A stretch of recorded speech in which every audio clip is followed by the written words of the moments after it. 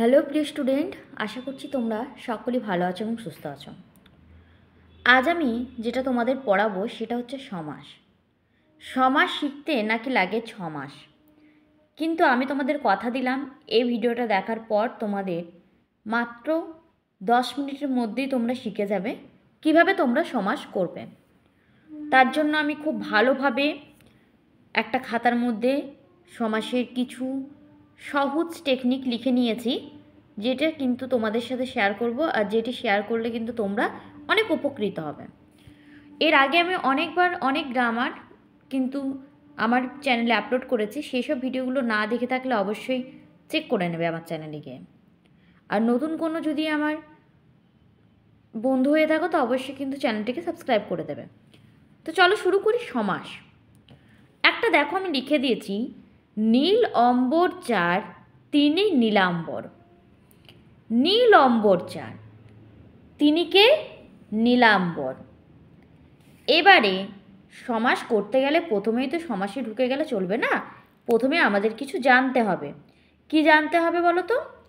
নীল অম্বর চার, তিনি নীলাম্বর। আমি কি লিখেছি দেখো, নীল আর অম্বর এই দুটো হচ্ছে সমস্যমান পদ। প্রথমে দুটো নীল আর অম্বর হচ্ছে সমস্যমান পদ, আর নীলাম্বরটা হচ্ছে সমস্ত পদ।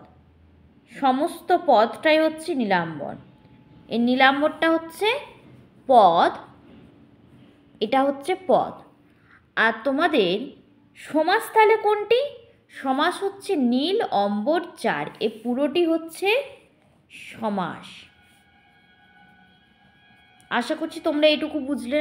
আবার বোঝে দাঁড়াও, নীল অম্বর চার তিনি নীলাম্বর। এখানে নীলাম্বর সমস্ত পদ, নীল এবং অম্বর হলো সমস্যমান পদ। দেখো লিখেছি নীল অম্বর যার, এই ব্যাখ্যামূলক যে অংশ এটাই হচ্ছে ব্যাস বাক্য। নীল অম্বর যার এটাই কিন্তু আবার ব্যাস বাক্য।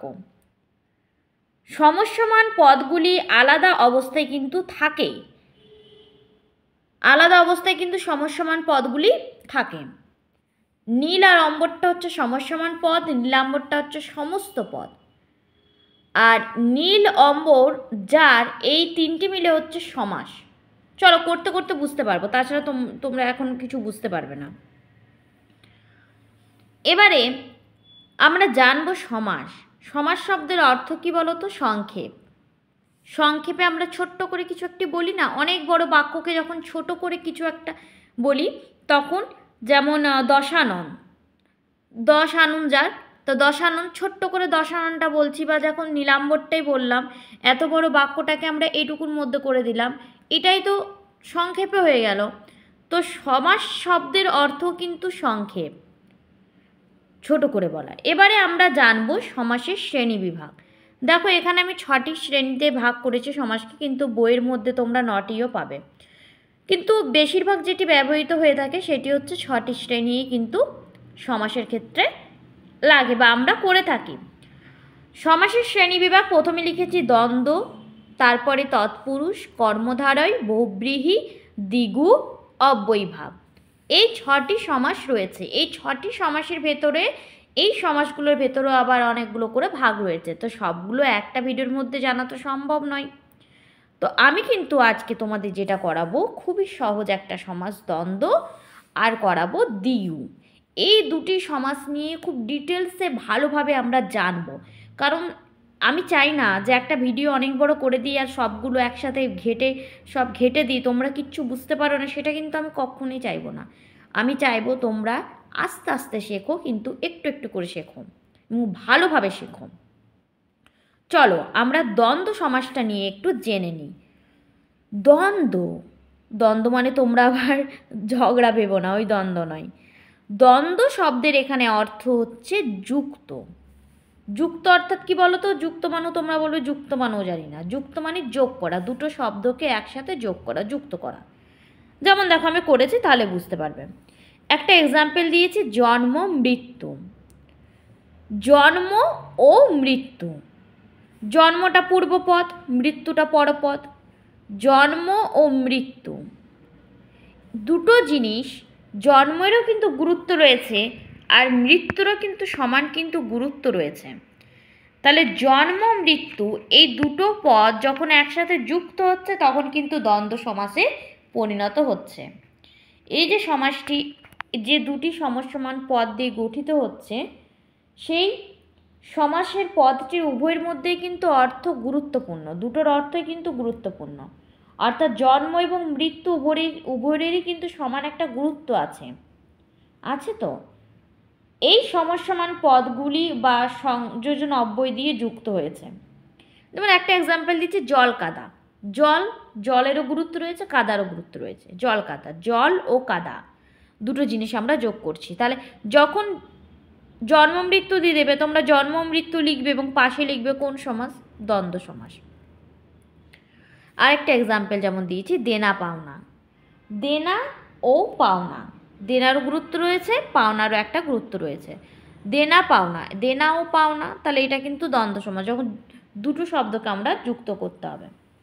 দ্বন্দ্ব সমাসের ক্ষেত্রে কিন্তু খুব একটা কঠিন নেই। দ্বন্দ্ব সমাসে দুইয়ের বেশি সমসমান পদও কিন্তু পাওয়া যায়। আবার যেমন স্বর্গ, মর্ত, পাতাল, তিনটে জিনিস ধরো দিয়ে দিয়েছে, এখানে লেখার জায়গা নেই, এখানেই লিখে দিচ্ছি।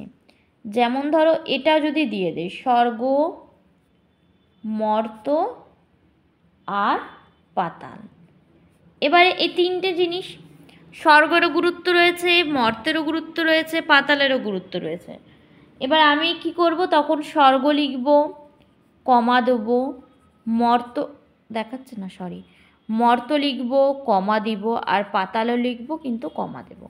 এবার তিনটিও কিন্তু থাকতে পারে, শুধু দুটো দিয়ে যে হবে দ্বন্দ্ব সমাস সেটা নয়, কিন্তু তিনটিও থাকতে পারে।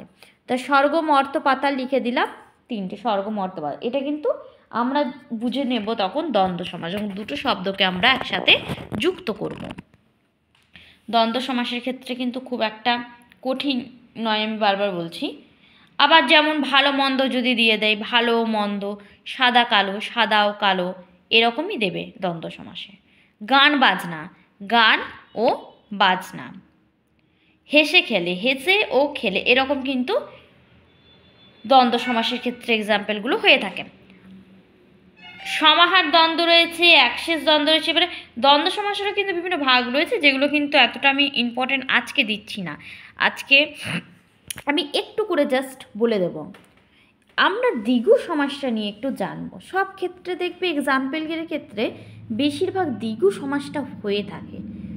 দ্বিগু সমাসের ভেতরে আমার কী রয়েছে, কিভাবে তোমরা বুঝবে যে এটা দ্বিগু সমাস? চলো আমরা জিনিসটা পড়ি, লিখেছি কি তারপরেই জানতে পারবো। দ্বিগু, এই দ্বিগু শব্দটির অর্থ হচ্ছে দুইটি গরু যার, দুটি গরু যার। দি মানে দুটি, গু মানে গরু, আমরা ধরে নিচ্ছি, এটা এক্সাম্পল, এটা কিন্তু বইয়ের ক্ষেত্রেও লিখে থাকে। তাহলে দ্বিগু মানে দুটি গরু যার, এই শব্দটির কিন্তু অর্থই এটা। তোমরা আবার হাসি মজাক করো না এটা নিয়ে। ব্যাকরণে কি হচ্ছে, ব্যাকরণে যদি সংখ্যাবাচক সমাস অর্থে দ্বিগু শব্দটি ব্যবহৃত, যদি কোনো সংখ্যা জিনিস বোঝায় তাহলে কিন্তু দ্বিগু সমাস আমাদেরকে ধরে নিতে হবে যে এটা দ্বিগু সমাস। কীভাবে বুঝবে বলো তো এবারে?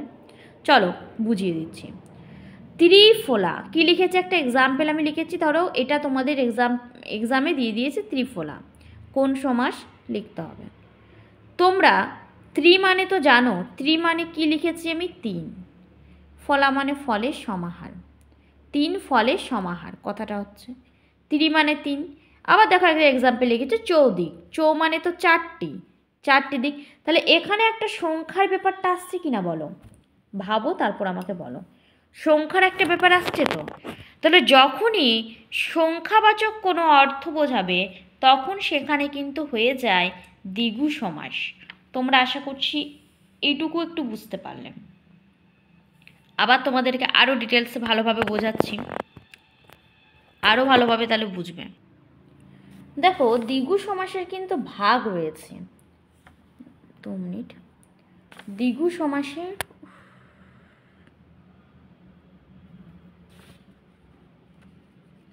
সমাসের ভাগ রয়েছে। কি কি ভাগ রয়েছে? একটা হচ্ছে তদ্ধিতার্থক, ও কালিটা শেষ 2 মিনিট। দেখো আমি লিখে দিলাম। তো দ্বিগু সমাস দুটো ভাগ। দ্বিগুটা কেন ভালোভাবে বোঝাচ্ছি বলতো, দ্বিগুটা একটু গুরুত্বপূর্ণ। দ্বিগু হচ্ছে, একটা হচ্ছে তোমার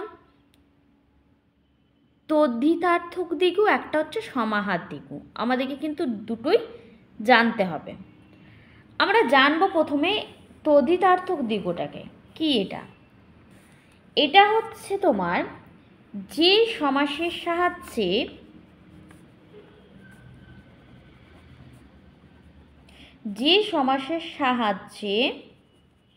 মূল যে অর্থ, সেই মূল অর্থ থেকে নতুন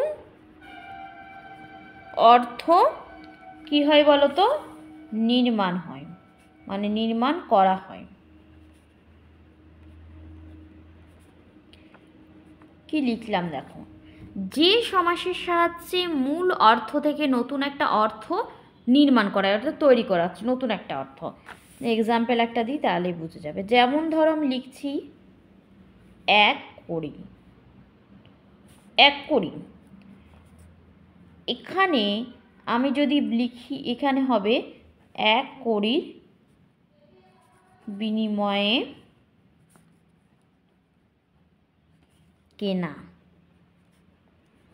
মানে 1 কোটি টাকার বিনিময়ে কিন্তু কিনেছে জিনিসটা। একটা কোনো তো একটা শব্দকে, মানে একটা অর্থ থাকতে হবে শব্দের মধ্যে। তাহলে 1 কোটির বিনিময়ে কেনা, আমি একটা নতুন শব্দ কিন্তু তৈরি করলাম। এই বিনিময়ে কেনাটা তো এখানে ছিল না, ধরো আমি তৈরি করলাম। এটা করতে হবে, তোমাকে বুঝে করতে হবে, কি রইবে সেটা দেখে তোমাদেরকে করতে হবে। এখানে একটা কোটি নয়, এর বিনিময়ে যেটা কেনা সেটিকে কিন্তু বোঝাচ্ছে। এভাবে 3 কোটি 5 কোটিও থাকতে পারে। এটা 1 কোটি নয়, যার বিনিময়ে কিন্তু কিছু কেনা হয়েছে, সেই কেনা জিনিসটাকে গুরুত্ব দিচ্ছে। এটা তখন আমরা জানবো তদ্ধিতার্থক দ্বিগু। এটা খুব একটা আসে না পরীক্ষার ক্ষেত্রে। যেটা আসে, যেটা গুরুত্ব, সেটা হচ্ছে এই সমাহার দ্বিগুটি। সমাহার দ্বিগুটি আমরা জানবো।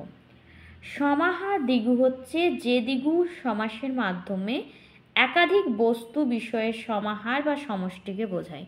সমাহার মানেই তো বুঝে যাচ্ছি আমরা একাধিক জিনিসকে বোঝাবে, একাধিক শব্দকে বোঝাবে। মানে একটা এক্সাম্পল না দিলে বুঝবে না তোমরা। যেমন ধরো পঞ্চবটী, এ একটা আমি কথা লিখলাম এক্সাম্পল। আমরা কি লিখব? এটা যদি থাকে পঞ্চবটের সমাহার, এটা করব। সমাহার অর্থাৎ অনেকগুলো, অনেক জিনিসকে, পঞ্চবটের সমাহার। সমাহার অর্থাৎ বোঝাচ্ছে একাধিক বস্তু বা বিষয়ের সমাহারকে বা সমষ্টিকে। যেমন তেপায়া, তেপায়া একটা কথা, তেপায়া। তেপায়া, তে মানে কি বলো তো? 3, তে মানে 3, চো মানে 4 বলেছিলাম। তেপায়া, তাহলে এখানে হবে 3 পায়ের সমাহার। এটা কিন্তু এগুলো কিন্তু দিয়ে থাকে পরীক্ষার ক্ষেত্রে। তখন আমরা জানবো এটা সমাহার দ্বিগু। দ্বিগুর ভাগ আছে। এরকম চৌরাস্তা দিয়ে দিতে পারে, মানে 4 রাস্তার সমাহার লিখবে। এভাবে কিন্তু হবে। তো আজ আমি যে দুটো সমাস তোমাদের সাথে আলোচনা করলাম, আশা করছি তোমরা কিন্তু ভালোভাবে বুঝতে পারলে। আর বাকি যে সমাসগুলো রয়েছে তোমাদের যদি দরকার লাগে তো অবশ্যই কিন্তু কমেন্ট করবে, আমি চেষ্টা করব তোমাদের সে বিষয়ে একটা ভিডিও দেওয়ার। আমার আজকের ভিডিওটি এই পর্যন্ত থাকলো। তোমরা ভালো থাকবে, সুস্থ থাকবে। নেক্সট ভিডিও খুব শীঘ্রই নিয়ে আসবো।